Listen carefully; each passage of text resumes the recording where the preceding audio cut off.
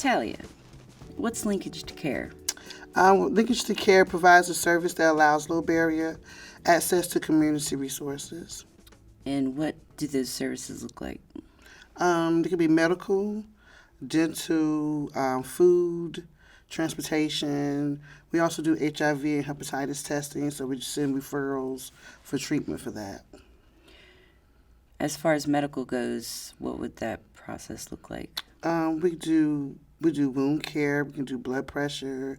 Any services medical that they need. If they don't have insurance, we can refer them out and help get it for no cost. Okay, so we're going to do like a role play. I'm Alicia, and I'm struggling with some issues. I haven't talked to a doctor in a while, and I struggle with depression. I also am looking for, I need a job and food. How can you help me navigate those systems? Well, the first thing I would do is to get you food, because all those other things doesn't matter if you're hungry, right? So we'll help you, provide food, vouchers, food pantries, coupons. Then I get you set up with a shelter, get you somewhere to rest, get clean, take a bath, eat, rest.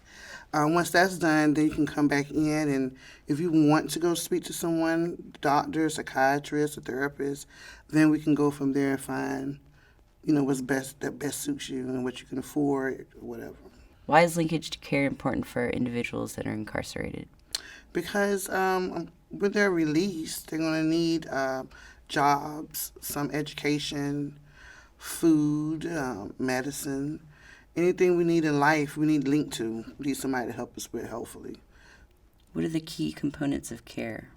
The key components to care, referrals, working with community partners, finding out what exactly the needs of the participant is, and go from there. Is there an eligibility requirement for me to be linked to care? No eligibility requirement. Anybody can get help. Tell me more about Linkage to Care. Linkage to Care is services for medical, substance disorder use, sex workers. We help with, like I said, anything that they can come up with that they need help with, we try to help. There's no limit to Linkage to Care. Dental, so you need dentists. We'll try to give you referrals to the community center where they do a sliding program. Even if you can't afford that sliding program, they'll still see you and at least you get your teeth cleaned that twice a year. If you need high blood pressure meds, I know a doctor that, some people donate meds, so I try to have that. Just anything that I can help you with, medical. How can I access Linkage to Care services in other parts of North Carolina or other states? The best places to your local social services, your local syringe services, hospitals. Your probation officer or... Probation officers, probably your local police stations. I'm pretty sure they probably have a few resources in there. And a lot of times if you're, at least if you're a federal inmate, you get released to a halfway house and you might not necessarily be from that location. You might have gotten in trouble in that location. You're released in another area that you're unfamiliar with the resources. That's when you would...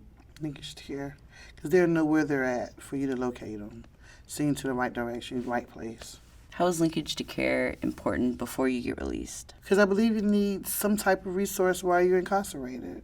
What kind of services do most people come looking for? Most people come looking for food, shelter. Food and shelter. Food and shelter. Transportation, because some do have jobs, and then they just don't have transportation to get there.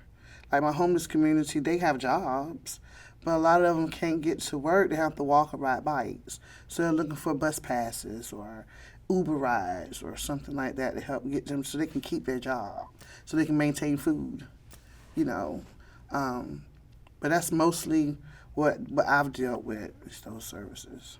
What's a health hub?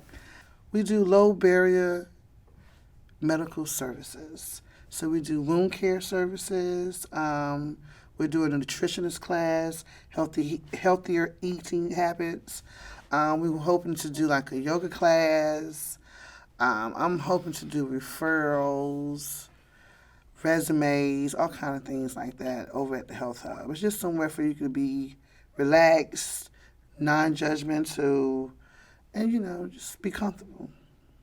What can you tell me about readiness when somebody meets you?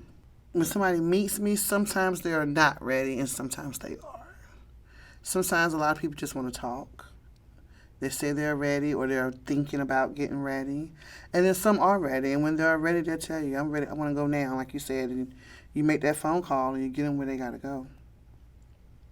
If I walked into the place that you work looking for resources, what would that process look like?